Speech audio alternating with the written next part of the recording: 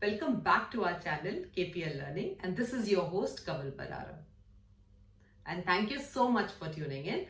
And in today's episode, we are going to discuss about one amazing tool that our team of educators at KPL has researched, developed and designed for our young learners. That is the number frame.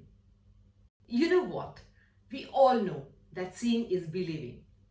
But we at KPL believe that doing is believing. So let me first show you the number frame.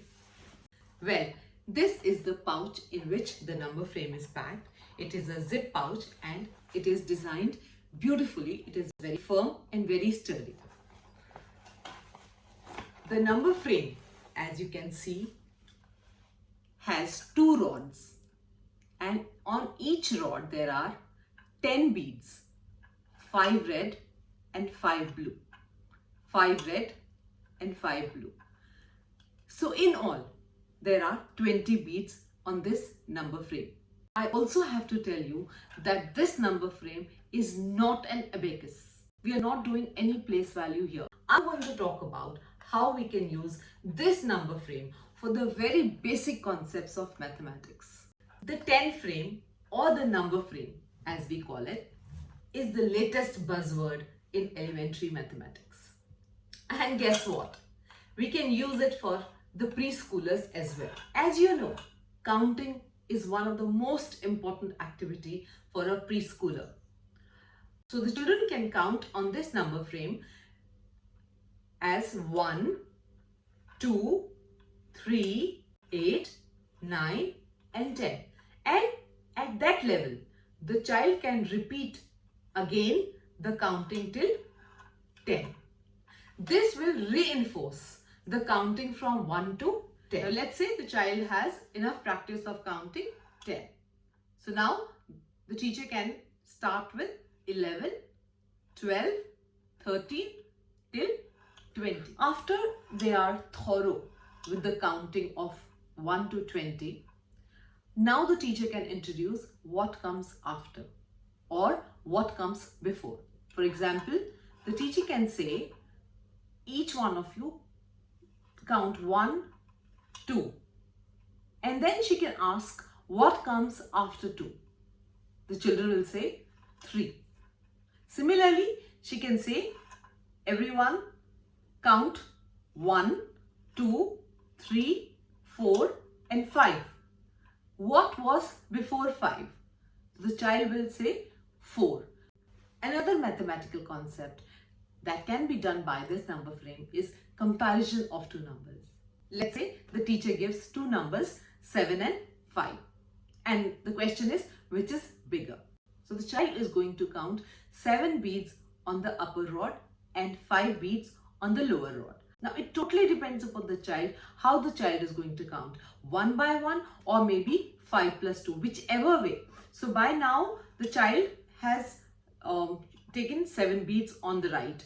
The child will now take 5 beads on the right. And now looking at this, the child is going to visualize, analyze, think about it, which is greater. Of course, the child will automatically say 7 is greater than 5. So I think these concepts, which are really very difficult to explain at that elementary level, becomes very easy when you use a number frame. Coming to the next very important use of a number frame is, of course, addition and subtraction. Let's do addition on this number frame by using these beads.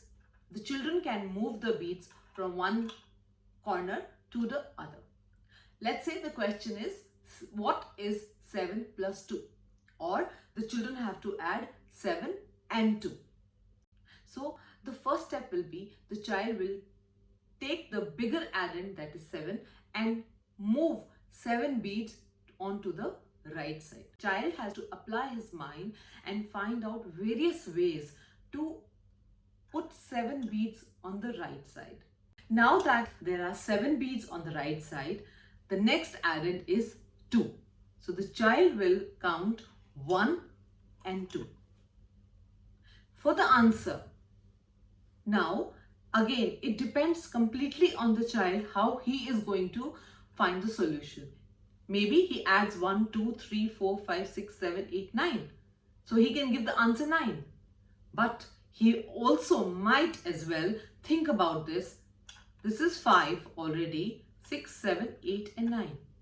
Or else he can visualize in his mind that this is 5 already, these were 5, but 4 have come this side, 1 is remaining, total were 10, and now, so these are 9.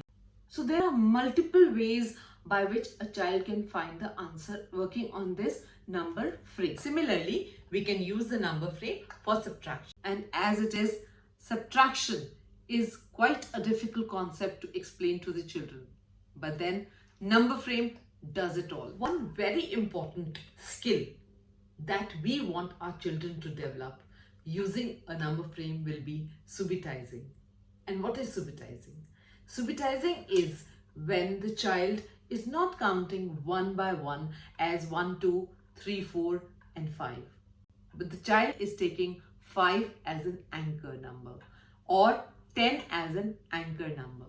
Subitizing makes working on the number frame very easy, and it also gives them quick solutions. Another very important activity is number bonds or building of numbers.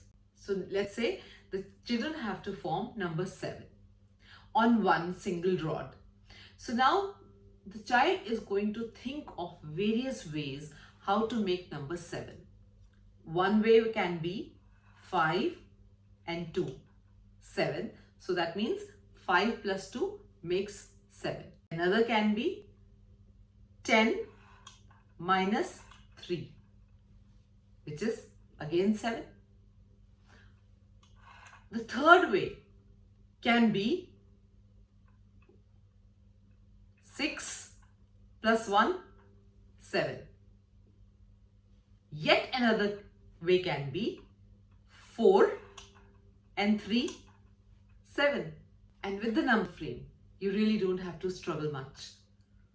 The child starts thinking of various ways how to form number 7. They will come up with different solutions, and that is actually our goal. Being a maths teacher, I have often heard from the children or the parents that problem sums are very difficult, or the statement sums are very difficult for the child to understand.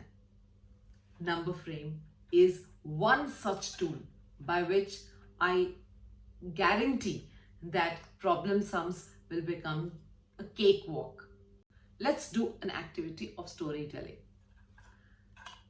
Now the teacher is going to ask each child to keep the number frame ready, and as and when there will be a number in the story, the child will move the beads on the right. Once upon a time, there were 2 ducks in a pond.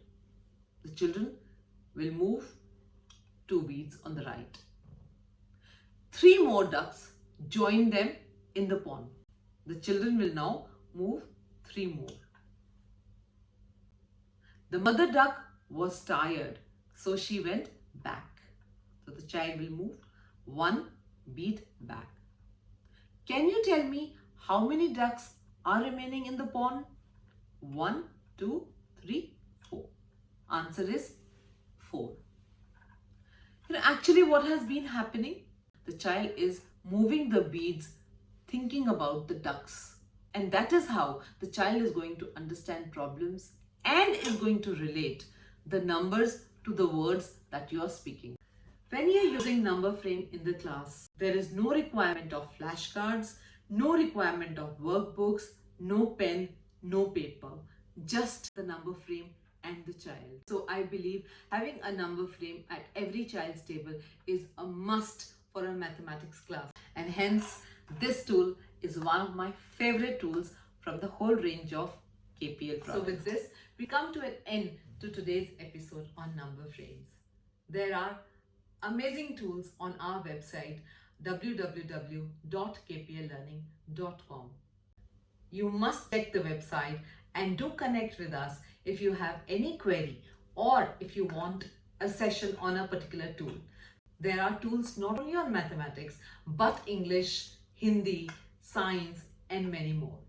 And yes, If you wish to be notified about the other episodes that we will be uploading on other tools from the website, do consider subscribing to our channel, as then you will get the notification as soon as we upload our episodes. Thank you so much for watching. I will be back again with another such amazing tool. Till then, stay tuned.